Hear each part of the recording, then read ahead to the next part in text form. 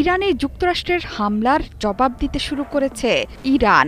উত্তর ইসরায়েলের আকাশে ব্যালিস্টিক মিসাইলের তুমুল বৃষ্টি ঝরিয়েছে তেহরান।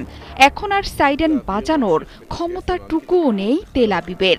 ইরানের ৩ পারমাণবিক কেন্দ্রে হামলার জবাবে অন্তত ২৫টি মিসাইল ছুড়েছে তেহরান। এর মধ্যে প্রথম দফায় ২০ মিসাইল, দ্বিতীয় দফায় ইরান ছুড়েছে আরও ৫টি মিসাইল। হতাহত নিরূপণে ঘটনাস্থলে উপস্থিত আছেন হাসপাতালের কর্মীরা। দেশের অন্তত ১০টি স্থানে তুমুল ক্ষয়ক্ষতি হয়েছে ইসরায়েলের। ইসরায়েলের বিমানবন্দরগুলোতে বন্ধ আছে ফ্লাইট ওঠানামা।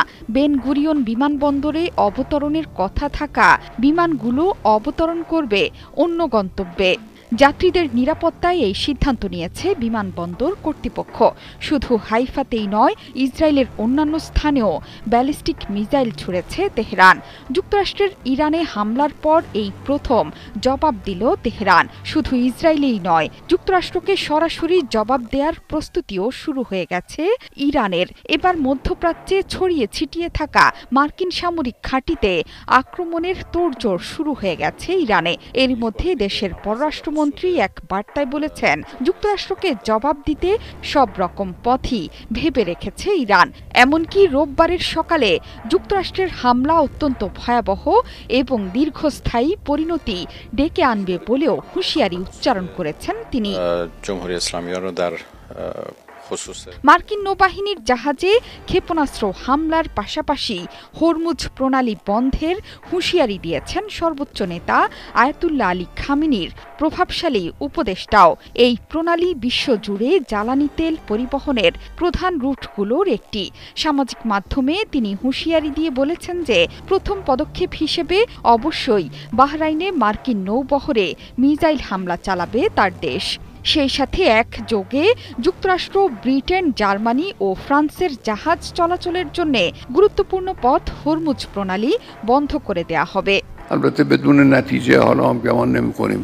এই সংঘাতের শুরু থেকেই বারবার যুক্তরাষ্ট্রের জড়িয়ে পড়ার পরিণতি সম্পর্কে বলে আসছিলেন বিশেষজ্ঞরা। তা সত্ত্বেও এসব কানে তোলেননি মার্কিন প্রেসিডেন্ট। এবার জবাব দেবে ইরান।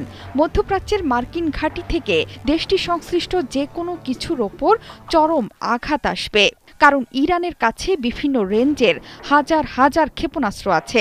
পশ্চিমা শত্রুদের মোকাবেলায় বিপ্লবের পর থেকেই আত্মরক্ষার্থে নিজেদের মিসাইল ভান্ডার গড়ে তুলেছে তেহরান। সে কারণেই তেহরান বিশ্ববিদ্যালয়ের অধ্যাপক জোহরে খারাজমি হুঁশিয়ারি দিয়ে বলেছেন, যুক্তরাষ্ট্র যুদ্ধে জড়ালে ইরানের আঞ্চলিক মিত্ররা মার্কিন ঘাঁটিতে প্রচুর রক্ত ঝরাবে।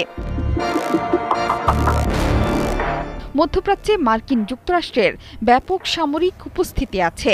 কাউন্সিল অন ফরেন রিলেশনসের তথ্য অনুযায়ী মধ্যপ্রাচ্যের অন্তত ১৯টি স্থানে যুক্তরাষ্ট্রের সামরিক স্থাপনা রয়েছে।